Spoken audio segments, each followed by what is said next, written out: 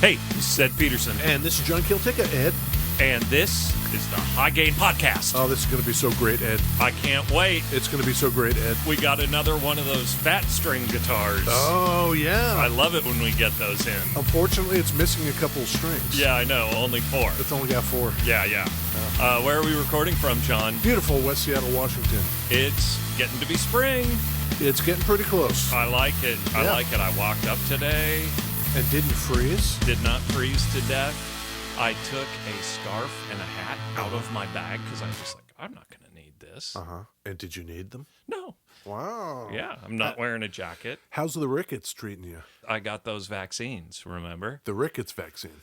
I got a shingles vaccine and a flu shot and tetanus. I haven't felt even a pinch of scurvy. Great.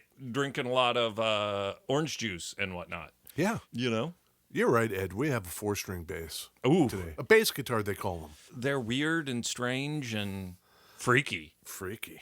with the 4 strings. Yeah, to remind our viewers, Yes, we like to educate while entertaining. exactly. It's edutainment. Right. When a guitar only has 4 strings, Yes. and those strings are fatter, Right. we call it a bass. Right. What's that Seattle band, Casper Baby Pants guy? The presidents of the United States of America? Didn't he play a guitar with not enough strings on it? Or exactly the right amount? Maybe guitars don't need 6 strings. That's what pedals are for, right? Papa was a rolling stone. Wherever he laid his hat was his home. When he died, all he left us was alone. Beverages, Ed! James Jamerson? Yes? That guy's a maniac. You are almost certainly going to have to do some fudging with that bass I just played. 3 notes, and they're virtually impossible. The 3 notes that Ed was just playing there Yeah, were so syncopated, yeah, and they sound so perfect to you, the viewer, right. in the future times after Right. I've edited it. Are you saying I don't have perfect timing? Come on. Our man James Jamerson, Yes. Oh, yeah, that's a bummer. our man Jamerson played a precision bass, Yes. which is what this is. Great. Yeah. Maybe we should talk about our good friends at Orca Beverages. Orca Beverages. Yeah, they make a Americana beverage. Delicious vintage, Ooh. handcrafted, I see that. sweetened with pure cane sugar. Big corn? No thanks. No big corn. No, come on. I have cherry cola. I got huckleberry. Look at this. Huckleberry and elderberry extract, natural and artificial flavors. How's it taste? Let's see. Oh my gosh. Oh, it's delicious. That is lovely and refreshing. Our friends at Orca Beverages, I love them dearly. And I am ready for them to send us some beverages. Yeah. They're playing real hard to get Can it be ghosting? if we don't contact them first. Exactly. If this is not ghosting, it's probably a Orca beverage microaggression,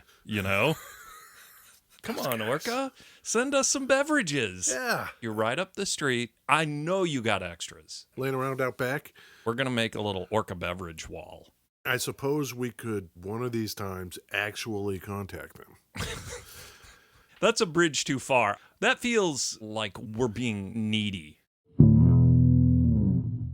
This is going to be pretty cool, viewers. Oh, We've talked about Fender Precision Basses before, sure. so there's no need to go into granular detail about them. A few people have played the P-Bass. A few people. More than a few. Yeah. Oh, my Yeah. goodness. It's a go-to. Right. So we have a very special bass today. Okay. As basses age, Yeah. as they change hands, as they Yeah. go from location to location, Right. facts about them or history or modifications, all these things Yeah. that may or may not have happened to them get lost. Okay. And you never know the story. Okay. This bass today, Yeah. we do know the story. Like And it's a pretty good one. this specific This bass. actual instrument. Okay. What year is it? This bass is 1955. The P bass was introduced in 1951. Mm-hmm. So this is just 4 years in.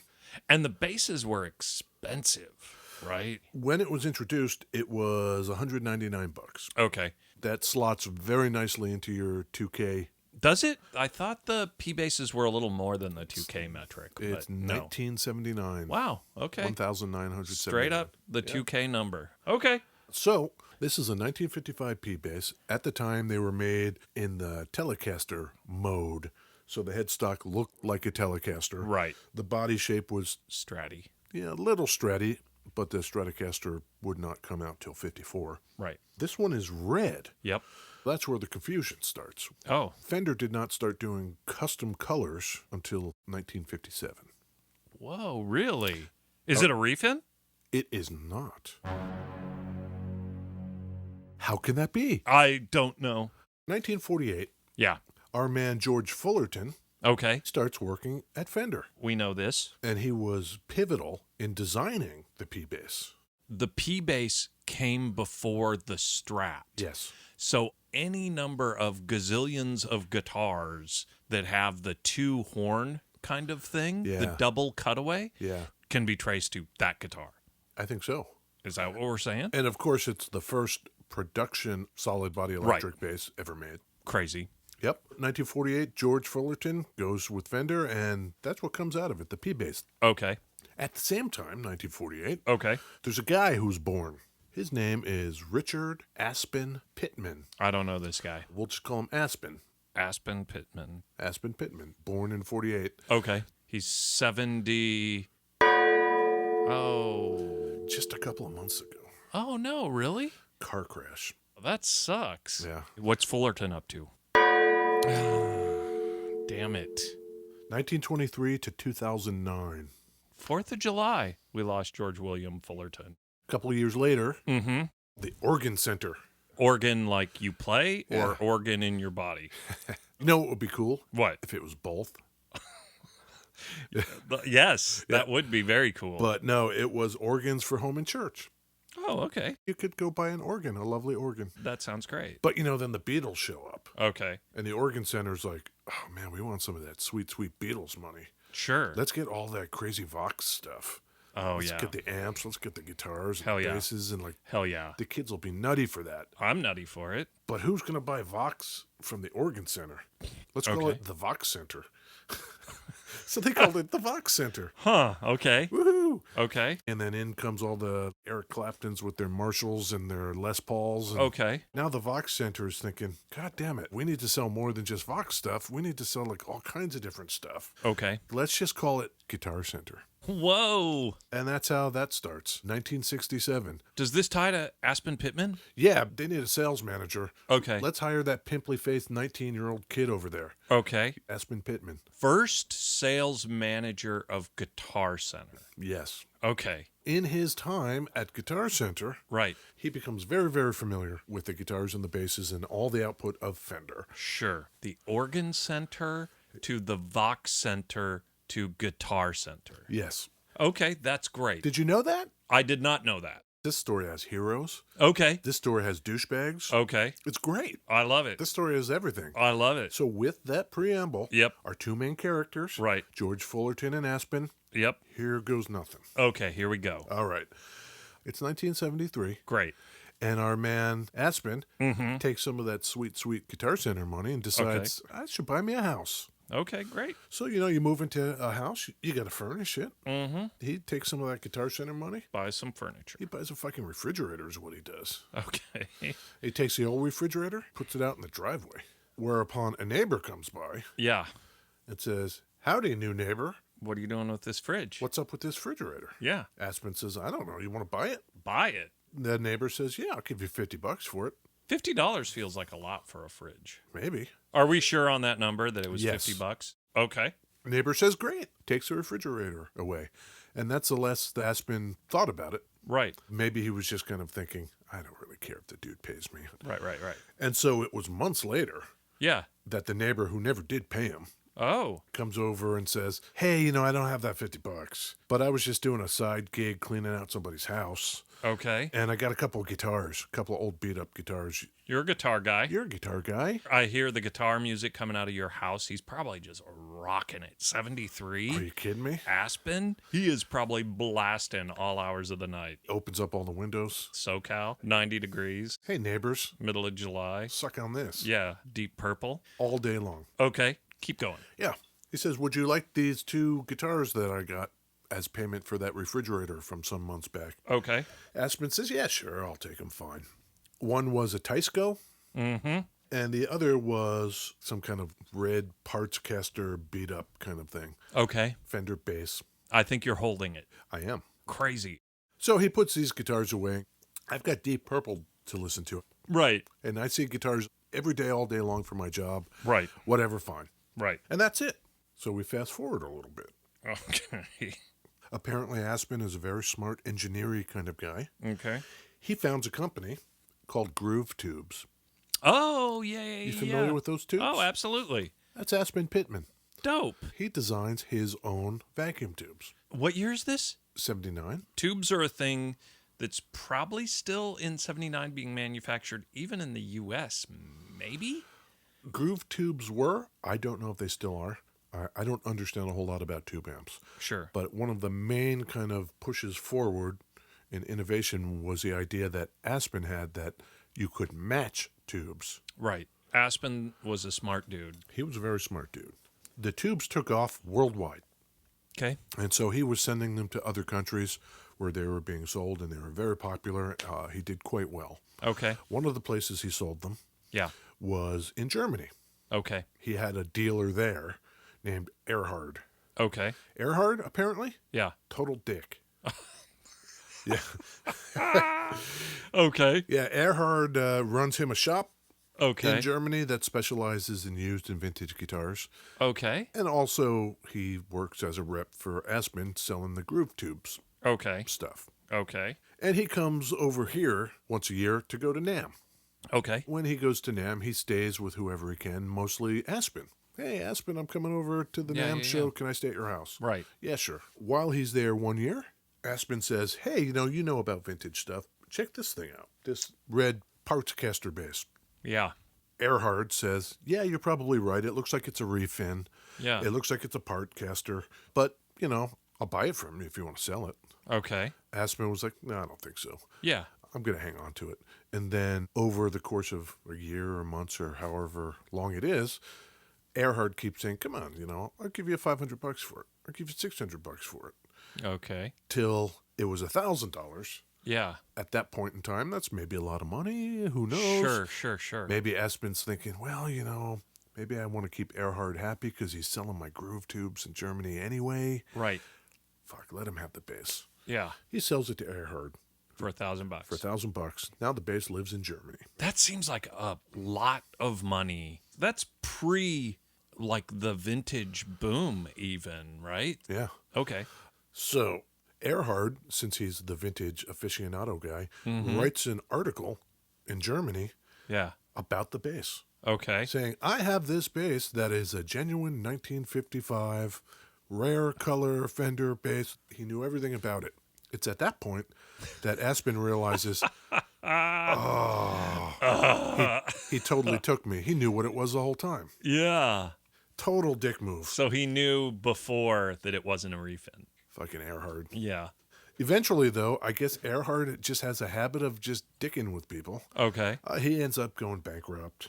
Okay. And he leaves a whole bunch of bad debt on the Groove Tube stuff with Aspen, who has to write it off. Right. That's the end of that chapter of the story, Ed. Okay. I should play you a little bit of this bass, Oh, okay. a little palate cleanser, Okay. before we move on to the next chapter. Yeah.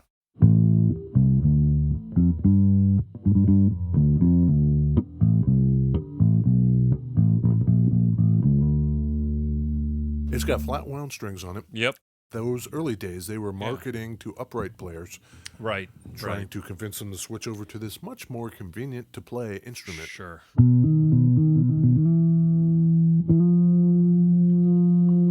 There's a local guy here in Seattle Okay. who makes pedals Yeah, under the name 3 Leaf Audio. I'm familiar. Yeah, he's just up on Capitol Hill there. I did not know that. Yeah. So we have a couple of his bass pedals. We've got the Doom 2 pedal. Yes. I like any pedal that is named Doom. Doom. Okay.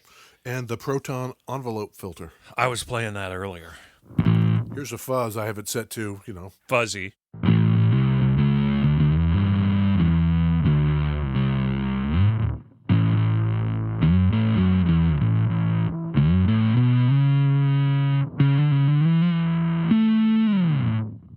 the envelope filter on top of that.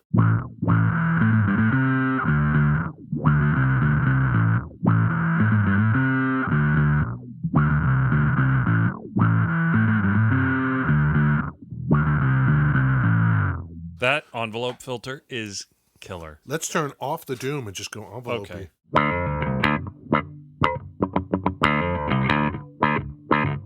That's pretty nice.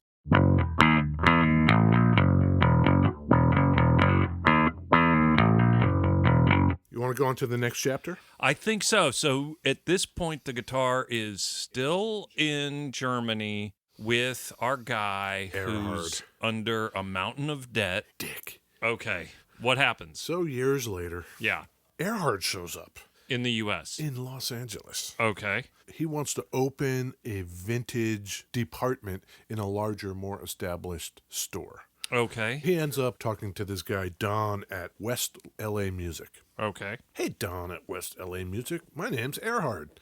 I've Right. got a whole bunch of vintage gear. Wouldn't it be cool if I could just be in your shop and do the vintage thing? Right. One of Don's good buddies is Aspen. Aspen knows that this guy took him. So Don's like, hey, Aspen, what's up with this Earhart guy? Right. And Aspen says, oh, I'll tell you what's up with this Earhart guy. Mm-hmm. He tells him the whole story, how he got taken for the bass, and Right. how this guy doesn't pay his creditors, all this kind of Great. douchey behavior. Yeah. But Don wants to get into the vintage business. So he says yes to Earhart, Okay. but he puts some protections in place given Aspen's strong warning. Right. I will give you a loan, Earhart, to set up your vintage business inside my shop. But I'm going to take your entire vintage collection as collateral on that loan. I like this. If you fuck me, Earhart, Right. I'm taking your gear. Okay. What do you think happens? I think that guy's now the proud owner of a bunch of Earhart gear. Yes, Earhart dicks out again. Okay. Ceases making payments on the loan, ceases paying creditors, the whole 9 yards. Sure. Don kicks him out and seizes the vintage collection. Okay. So Don calls up Aspen, tells him what happened. I'm sure Aspen was like, well, what did I tell you? Told you. But he says, so now I got all this gear. Can you come over and help me sort through it and figure out what's what it's worth, what it is, all that Yep. stuff? Yep. Yeah, sure, okay. So he goes over there. And in and amongst all the vintage gear, he sees that red P bass I was just playing. Right. He reminds Don of the whole story and says, that's the bass I was telling you about. That's my shit right there. He comes to an amenable agreement with Don, and Aspen is reunited with his bass. I love it. I love where this story's headed. Isn't that great? It seems great unless something bad happens. Does anything bad happen? Like disaster? I don't know. Maybe. I'm ready for the other shoe to fall. Okay, well, let's take another jump forward. Oh, we're going forward in history again. Okay. Aspen decides he wants to buy a vintage car. Oh, okay. So he takes this here red P bass to a guitar show. Yep. He's asking $20K for it. Okay. But all he got was a bunch of skepticism and sketchy offers. Sure. Okay. People were telling him 1955 Fender wasn't doing custom colors. Mm-hmm. I can see that it's a refin because I can see the paint underneath it. Is that paint? And Aspen was saying it's not paint, it's primer. So he just decided, screw this guitar show, I'm going home. and I'm just going to do more research. Okay. And so that's what he does. He calls up some of his industry bros. I wonder if he's still living in the same house. In Silmar? Yeah, is he still in the same neighborhood with the dude with the fridge? Talk to Fridge Boy. Where'd he get it from? This is what I'm thinking. Oh, Fridge Boy was cleaning out somebody's house. Whose house was that? Right. You know what I'm saying? Well, yeah, I do know what you're saying. Okay. I understand. Okay. Mm-hmm. So he's got a guy named Bob. Okay. Bob Page. He owns Buffalo Brothers Music, well-regarded vintage outfit. Okay. And Bob, he agrees, yeah, it is unusual for them to have done a custom color, but he's not willing to write it off. Tell you what, Yeah. Aspen, let me call my buddy, George Fullerton, Yes. and see if he'll take a meeting with us. Not only will George take a meeting, Yeah. George says, yeah, come on over to my house. Right. So they get in the car, they go over to George's house. Sure. They're SoCal bros. Super nice. You think that's happening with the Jersey boys? You know what I'm saying? You give some Jersey boy a call, you show up at his house, maybe you get 2 in the back of the head. Yeah. That's what I'm saying. SoCal, come on over. We'll have a little coffee. Yeah. I'll tell you about your bass. So Aspen and Bob, they drive over to George's house. Okay. They pull the bass apart, and Yeah. George is examining every little inch of it. All the electronics, all the paint, all the inscriptions, everything. Okay. Fullerton himself says it's real. He says, I will attest to it. And he writes a letter. Okay. Guess what we've got, Ed? Do we have that letter? Yes. Oh. Do you know where we got this bass? The bass shop. The bass shop. Here in beautiful West Seattle, the bass shop. Yeah. Do you know about the bass shop, Ed? I know a little bit about the bass shop. I know our good friend Chad. Our good friend Chad owns the bass shop. The bass shop is in Yes. the same building As Thunder Road. as Thunder Road. Our good friends. Our good friends, Thunder Road. Yeah. Check out the basses, viewers. Yes. TheBassShopSeattle.com. Right. There are even pictures of this bass on the site. You could look at it. Yeah. You could go to West Seattle, Yes. buy this bass, and then maybe they have a 6-string bass. Another learning moment. Yes. There are basses that have 6 strings, Yes. but generally, in the broader picture, Right. when they have 6, Yes. we call those guitars. Oh, Yes. that's interesting. We're all about the facts. The bass shop. TheBassShopSeattle.com. Yep. They've got one of the best, I think, Yeah. selections of used and vintage stuff around. Yeah. The bass I own, I bought from the bass shop. Chad and the fellas over at the bass shop, Yeah. they are focused like a laser, a bass-shaped laser. Focused. They've got cabs, Sure. heads, Sure. bass effects. Sure. Those guys, Yeah. nutty for the bass. They love the 4-string guitars. They really do. TheBassShopSeattle.com. Yeah. Okay. Finish this story. Okay. George has deemed this original. Yeah. I would like to read you some of the cool stuff that George wrote. Lay it on me. He even starts the letter like old-timey grandpa style. Yeah. From the desk of George Fullerton, to whom this concerns. That's great. That is great. I inspected many aspects of the instrument with particular attention to the parts and the red paint job.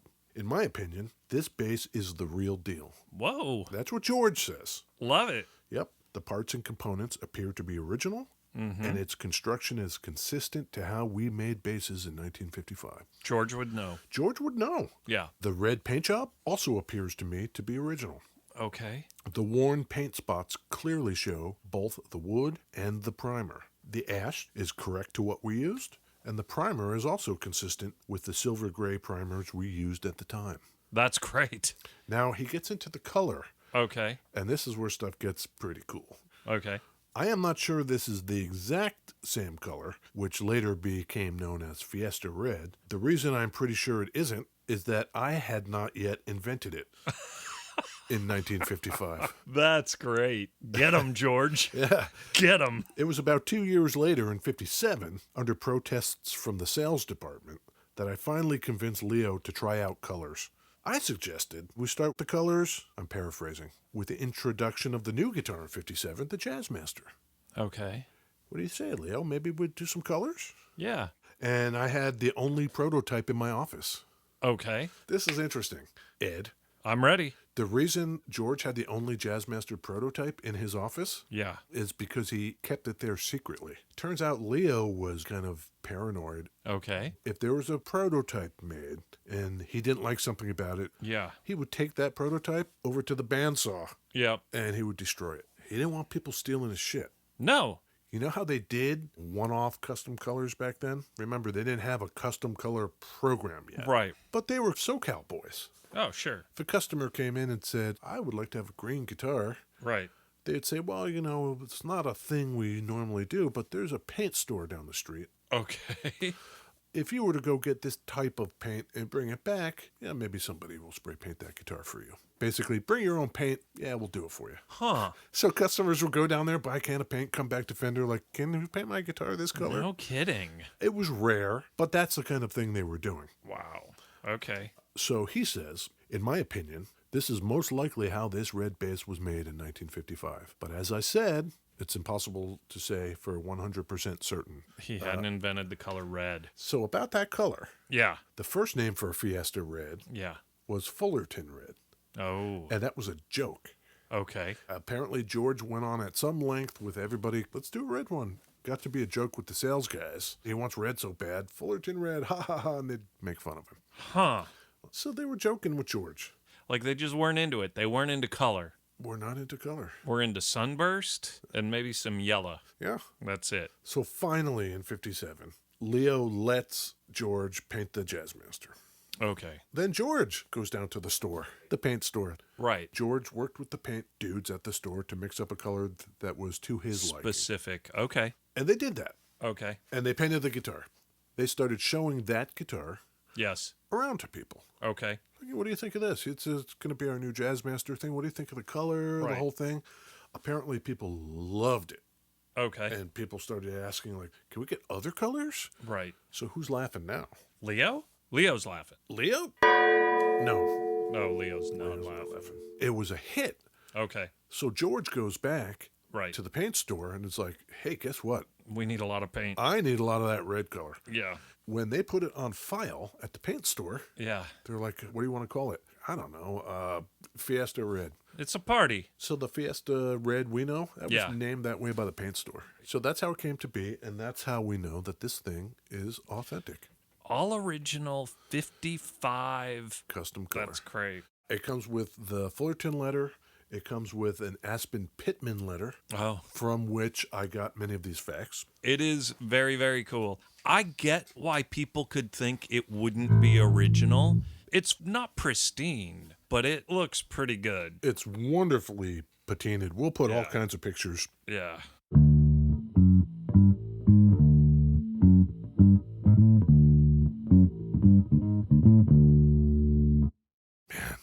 Yep. I think you did a great job today, John. I'm glad you liked it, Ed. Oh, man. Where can people find us, John? Everywhere they find us on the socials. Go Oh, to my gosh. any social. Yeah. Twitter, Yep. Facebook, Yes. Pinterest, Yes. LinkedIn, Yes. Instagram. Yes. Did I miss any? Probably. We are on all of them. Yeah. Hit up patreon.com/thehighgain. Yes. Oh, my gosh. Subscribe. It's going off over there. Oh, man. People are doing stuff. Yep. YouTube. Yep. We're YouTube? getting real close. Getting real close to that, To that- 100. Oh, my gosh. I can- Help us out. I could feel it. Yeah.